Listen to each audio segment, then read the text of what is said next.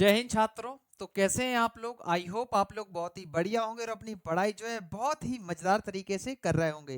देखिए, आज आपको इस क्लास में क्लास 12th बायोलॉजी में जो आपका टॉपिक है यूकैरियोटिक सेल के अंदर जो डीएनए का ट्रांसक्रिप्शन वाला टॉपिक है, अर्थात अनुवादन वाला, वो आज हम आपको जो है बहुत ही प्यारे तरीके से इसमें जो है समझाने वाले हैं। तो वीडियो को पूरा एंड तक जरूर देखिएगा।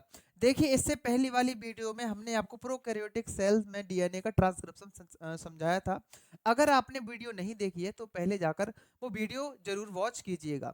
उसके बाद जो है ये वीडियो आपको बहुत ज़्यादा हेल्पफुल उसमें जो है समझ में आएगी। तो चलिए स्टार्ट करते हैं। जैसा कि हमने आपको पिछली क्लास में बताया था, ये क्या है? आपका डीएनए है, ये एमआरएनए, और ये क्या है? आपका प्रोटीन है। देखिए, अनुलेखन का मतलब क्या होता है? डीएनए से आरएनए बनने की प्रोसेस को ही क्या कहते हैं? ट्रांसक्रिप्शन अर्थात अनुलेखन कहा जाता है। और आरएनए से प्रोटीन बनने की प्रोसेस कहा जाता है इसको ट्रांसलेशन अर्थात अनुवादन। ठीक है। अब देखिएगा, ये तो आपकी डेफिनेशन हो गई। डीएनए से आरएनए बनने की प्रक्रिया अनुलेखन कहलाती है, आपके जस्ट पिछली वाली क्लास का है। और ये आपकी कुछ जो है मुख्यतः 3 स्टेजें होती हैं। इसमें हमें जो है यूकैरियोटिक वाले में एक स्टेज और पढ़नी पड़ेगी। वो कौन सी रहेगी? हम जब आपको अभी आगे चल के एमआरएनए जब आपको बना के दिखाएंगे तो उसमें चीज़ें समझाएंगे। उसका नाम रहता है मॉडिफिकेशन करके रहती है, उसमें 3 प्रोसेस उसके अंदर पढ़नी पड़ती है। ठीक है। तो देखिए, यहाँ पर 3 स्टेज कौन कौन सी है। एक है इनिशिएशन अर्थात प्रारंभन, दूसरा इलोंगेशन अर्थात दीर्घीकरण, और टर्मिनेशन अर्थात समापन। और देखिए, ये कुछ बॉन्ड्स वगैरह इस बीच में आपको हम बताते चलेंगे इसमें। अब देखिए, यहाँ पर जो डीएनए है, ये देखिए, डीएनए का पूरा भाग अनुलेखन नहीं करता है। ध्यान से समझिएगा, डीएनए का पूरा भाग क्या प्रोटीन नहीं है, अर्थात आरएनए जो है इसमें अनुलेखन नहीं करता है। किसका भाग? डीएनए का। इसका कुछ भाग ही अनुलेखन करता है। देखिए, जो वो भाग अनुलेखन करता है उसको कहते हैं हम लोग स्ट्रक्चरल जीन या फिर संरचनात्मक जीन बोला जाता है। ठीक है। और शुरुआती भाग को कहा जाता है, अर्थात इसको कहा जाता है प्रमोटर या प्रोत्साहक। ठीक है। और टर्मिनेटर को कहा जाता है समापक। मतलब क्या है? डीएनए को हम 3 भागों में बांट सकते हैं। कौन कौन से? प्रमोटर, स्ट्रक्चरल और टर्मिनेटर। प्रमोटर का मतलब होता है स्टार्टिंग, जहां से स्टार्ट होनी है अनुवादन की प्रक्रिया। और उसके बाद है स्ट्रक्चरल जीन, जहां पर जो है मेन रूप से जो है आपके मुख्य रूप से जो है डीएनए का अनुलेखन स्टार्ट होगा, अर्थात उसका क्या कहते हैं, आरएनए का जो है ट्रांसक्रिप्शन स्टार्ट होगा। अब देखिएगा, यहाँ पर थोड़ी सी आप जो है चीजें पिछली क्लास से संबंधित समझते चलिएगा, क्योंकि इसमें जो है आगे बहुत ही ज्यादा चीजें आपको इसमें जो है समझ में आएंगी। देखिए, प्रोकैरियोटिक ट्रांसक्रिप्शन और यूकैरियोटिक ट्रांसक्रिप्शन के बीच में मेन डिफरेंस क्या होते हैं कि जो प्रोकैरियोटिक वाला था ये डायरेक्ट किस में होता है? साइटोप्लाज्म में। ठीक है। और ये वाला किस में होता है? केंद्रक अर्थात न्यूक्लियस में। कौन सा? यूकैरियोटिक वाला, जो कि आज हम डिस्कस करेंगे। और इसमें क्या होता है? प्रोकैरियोटिक में केवल एक ही प्रकार का आरएनए पॉलीमरेज होता है। ये क्या है? एक एंजाइम होता है। और इसमें जो है यूकैरियोटिक वाले में 3 अलग अलग प्रकार के आरएनए पॉलीमरेज होते हैं। पहले का नाम होता है आरएनए पॉलीमरेज फर्स्ट, और दूसरे का नाम होता है आरएनए पॉलीमरेज सेकंड, और तीसरे का नाम होता है आरएनए पॉलीमरेज थर्ड। और यहाँ पर जो पहला वाला है आरएनए पॉलीमरेज फर्स्ट, ये आरएनए का निर्माण करता है। और आरएनए पॉलीमरेज सेकंड ये एमआरएनए का निर्माण करता है। और आरएनए पॉलीमरेज थर्ड ये टीआरएनए का निर्माण करता है। टीआरएनए। ठीक है। आरएनए का मतलब होता है राइबोसोमल, एमआरएनए का मैसेंजर, और टीआरएनए का ट्रांसफर आरएनए। अब देखिएगा, प्रोकैरियोटिक वाले वीडियो में हमने आपको बताया था कि उसमें जो है प्रमोटर के पास में आरएनए पॉलीमरेज के साथ में एक फैक्टर जुड़ता है। उस फैक्टर का नाम था सिग्मा फैक्टर, जो कि उसमें जो है स्टार्टिंग में हेल्प दे रहा था उसको ट्रांसक्रिप्शन को स्टार्ट करने में। ठीक है। और उसके बाद और लास्ट में टर्मिनेशन में कौन सा फैक्टर हमारा जो है यूज हो रहा था? Rho factor. कौन सा? Rho factor. ये किसके साथ में ऐड हो रहे थे? दोनों आरएनए पॉलीमरेज के साथ में। पहला वाला था आपका जो स्टार्टिंग में अर्थात प्रमोटर में, और दूसरा वाला था आपका लास्ट में अर्थात टर्मिनेटर में। ठीक है। टर्मिनेशन में। अब देखिएगा, इसके बाद आप थोड़ा सा यहाँ पर फिर गौर करिएगा कि यहाँ पर देखिए, यहाँ पर हमने कितने भागों में बांटा था? प्रमोटर, स्ट्रक्चर और टर्मिनेटर। अब देखो, पी का मतलब है प्रमोटर, एस का मतलब है स्ट्रक्चर, और टी का मतलब है टर्मिनेशन या टर्मिनेटर। अब देखो, यहां पर जो है जो 5 एंड से 3 एंड अर्थात ये ध्रुव होते हैं, ये पोल होते हैं। ठीक है। जहां पर कार्बन की संख्या हम आपको किसी अन्य वीडियो में जरूर समझा देंगे। ये देखिए, जो डीएनए का एक धागा होता है, ऐसा समझिएगा इसको। देखो, इसको हमने ऐसे खोल के यहाँ पर रख दिया। एक एंड को कहते हैं यहाँ पर 5 एंड, दूसरी को कहते हैं 3 एंड, और इसके जस्ट सपोज उल्टा वाला क्या होता है 3 एंड टू 5 एंड। अब देखिएगा इसमें क्या होता है, जो ऊपर वाला है इसको कहते हैं टेम्पलेट स्ट्रैंड। अब ये कैसे निकाला जाता है, देखिए यहाँ पर जो स्टार्टिंग में प्रमोटर में कौन कौन सा कोड रहता है, या इसमें कौन कौन सा कोड है, TA करके कुछ कोड है। अब देखिए इस पर हम क्या करेंगे, इस पर आरएनए पॉलीमरेज आएगा। कौन आएगा, आरएनए पॉलीमरेज। जैसे मान लो यहाँ पर आरएनए पॉलीमरेज आ गया, मान लो ये हम किल सिंबल दिखा रहा है इसका, आरएनए पॉलीमरेज, ठीक है। अब देखो ये क्या करेगा, यहां से जो है आपका आरएनए बनना स्टार्ट हो जाएगा। आरएनए किस प्रकार से बनेगा, आरएनए के लिए देखो हमने आपको पिछली जब क्लास में पढ़ाया था वाटसन क्रिक वाले मॉडल में, उसमें हमने नाइट्रोजनी क्षारक आपको पढ़ाए थे। एडेनिन हमेशा थाइमिन से ऐड हो रहा था और ग्वानिन हमेशा साइटोसिन से ऐड हो रहा था। और उसमें हमने आपको एक बात बताई थी कि आरएनए जब बनाया जाता है तो एडेनिन हमेशा यूरेसिल के साथ ऐड होता है। मतलब क्या है, ऐसे समझो ए को हमेशा किससे, थाइमिन से डीएनए में ऐड करते हैं, और ग्वानिन को हमेशा साइटोसिन से। लेकिन जब आरएनए का निर्माण करते हैं तो उसमें क्या होता है, एडेनिन हमेशा किससे, यूरेसिल से जो है ऐड होता है। बस आपको इतना सा याद रखना है, क्या कि थाइमिन के स्थान पर क्या आ जाता है, यूरेसिल आ जाता है। अब देखिएगा इनके बीच में बॉन्डों का भी आप ध्यान रखिए। एडेनिन हमेशा थाइमिन से डबल बॉन्ड से जुड़ता है और यूरेसिल से भी डबल बॉन्ड से जुड़ता है, और ग्वानिन हमेशा साइटोसिन से ट्रिपल बॉन्ड से जुड़ता है। ये आपको दोनों बातें ध्यान रखनी है ध्यान से।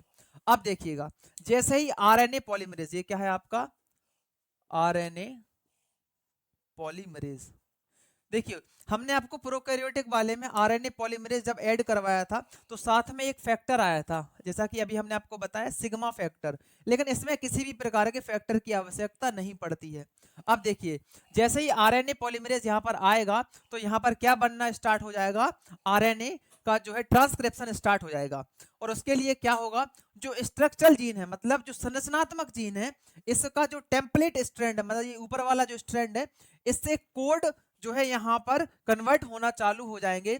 तो जी के जगह पे क्या आएगा, सी। देखिए यहाँ पर जी का क्या होता है, सी। क्या हो जाएगा यहाँ पर सी। ए का क्या हो जाएगा, यू, क्योंकि हमें क्या बनाना है आरएनए। ए का क्या हो जाएगा यू, सी का क्या हो जाएगा जी, ए का हो जाएगा यू, टी का हो जाएगा यहाँ पर ए। अब देखिएगा यहाँ पर ए, ये क्या बन रहा आपका, एमआरएनए का निर्माण हो रहा, ठीक है। ये क्या है आपका एमआरएनए, या फिर केवल आरएनए देख लो, अभी एमआरएनए बाद में पढ़ाएंगे। देखो ये किसका निर्माण हो रहा, एमआरएनए। और ये धीमे धीमे ये पॉलीमरेज के साथ जब ये आगे बढ़ता चला जाएगा, तो जब पॉलीमरेज आपका यहाँ पर पहुंच जाएगा इस जगह पर, मतलब टर्मिनेशन वाले पॉइंट पे, तो यहाँ पर जैसे ही पॉलीमरेज आएगा आरएनए पॉलीमरेज, तो यहाँ पर आरएनए पॉलीमरेज हट जाता है, जिससे आपके जो आरएनए है ये बनकर यहाँ पर इससे सेपरेट, मतलब अलग अलग होकर यहाँ से हट जाता है, और यहाँ पर किसका निर्माण हो जाता है, आरएनए का। अब देखिएगा यहाँ पर ध्यान से, लेकिन इसमें एक छोटी सी कंडीशन है कि अगर ये आरएनए पॉलीमरेज पहला वाला होता या फिर सेकंड वाला होता, तो फिर हमारा कौन कौन सा आरएनए बनेगा, आरआरएनए और टीआरएनए। एक बात हमेशा ध्यान रखनी है, ये इतनी सी सिंपल सी प्रोसेस थी, ये पूरा ट्रांसक्रिप्शन था, इसमें ये कोड भी आ गए थे इसके।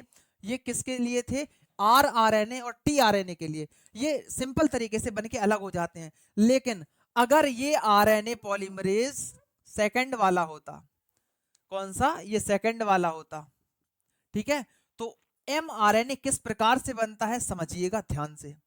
अगर हमें मान लो ये एमआरएनए बनाना है तो वो किस प्रकार से बनेगा पूर्ण रूप से, तो वो थोड़ा सा आप ध्यान से समझिएगा। पूरी प्रोसेस यहां तक सेम चलेगी। अब देखिएगा जैसे ही ये अलग होगा, इस आरएनए को बोलेंगे हम लोग एच एन आरएनए। कौन सा, H N RNA, H N RNA. इसका अन्य नाम भी होता है, उसे कहा जाता है प्री आरएनए। मतलब अभी ये पूर्ण रूप से एमआरएनए बन के तैयार नहीं हुआ है। अब देखिए एचएनआरएनए का मतलब क्या है, यहाँ पर हेट्रोजीनियस न्यूक्लियर आरएनए। इसका मतलब क्या होता है, विषमांगी आरएनए। मतलब ये अशुद्ध है, अभी इसको हमें पूर्ण रूप से शुद्ध करके एक प्योर एमआरएनए का निर्माण करना है। अब ये कैसे होगा, अभी तो आपको ये समझ में आ गया ये कोड। अब देखो यहाँ पर हम ये एमआरएनए बाहर निकाल रहे हैं इसका, और एक बात और ध्यान रखना, ये 3 एंड से 5 एंड की ओर था, तो ये किस ओर हो जाएगा, 5 एंड से 3 एंड की ओर। मतलब जो कोडिंग स्ट्रैंड होता हमेशा वो 5 एंड से 3 एंड की ओर ही होता है। तो देखो यहाँ पर 5 एंड और यहाँ पर 3 एंड। अब देखो यहाँ पर कोड लिख लो, ये mRNA है आपका, mRNA, जो कि कैसा है अभी, hnRNA। कोड लिख लो, चाहे यही वाली लिख लो, CUGUA, और आगे का भी लिख लो इसका जी। अब देखो ये कैसा है आपका अभी, hnRNA है। कौन सा, hnRNA। ये अभी शुद्ध नहीं है। अब इसको शुद्ध कैसे करेंगे, देखिए ये तीनों प्रोसेस तो हमने पिछली वाली क्लास में भी आपको पढ़ाई थी, प्रारंभिकरण और समापन, इनिशिएशन, एलोंगेशन और टर्मिनेशन। अब देखो, अब इन प्रोसेस के बाद जो आपका आरएनए बन के तैयार हुआ है, एमआरएनए, आरएनए पॉलीमरेज सेकंड के द्वारा, अब हम इसको कैसा करेंगे, शुद्ध करेंगे। अब देखिए किस प्रकार से, इसकी जो है हमें जो प्रोसेस होती है उसे मॉडिफिकेशन हम बोल सकते हैं, जो कि 3 प्रोसेस से होकर गुजरता है। कौन सी, 3 प्रोसेस से होकर गुजरता है। पहला है आपका कैपिंग। कैपिंग में क्या होता है समझते चलिएगा। कैपिंग में जो है यहाँ पर 5 एंड की ओर, देखिए यहाँ पर कैपिंग में 5 एंड की ओर, किसकी ओर, 5 एंड की ओर, एक यहाँ पर क्या जुड़ता है आपका, मिथाइल ग्वानोसिन ट्राइफॉस्फेट, ये इसमें ऐड होता है, इसे कहते हैं हम लोग कैपिंग। क्या कहते हैं इस प्रोसेस को, इसको ऐड होने में कैपिंग, ठीक है। और एक होती है आपकी टेलिंग प्रोसेस। इसमें क्या होता है, जो आपका 3 एंड होता है, मतलब जो लास्ट का आपका यहाँ पर एंड होता है, मतलब यहाँ पर ध्रुव होता है, इसमें क्या जुड़ता है, एडिनाइलेट मोनोफॉस्फेट। क्या, एडिनाइलेट, क्या जुड़ता है, एडिनाइलेट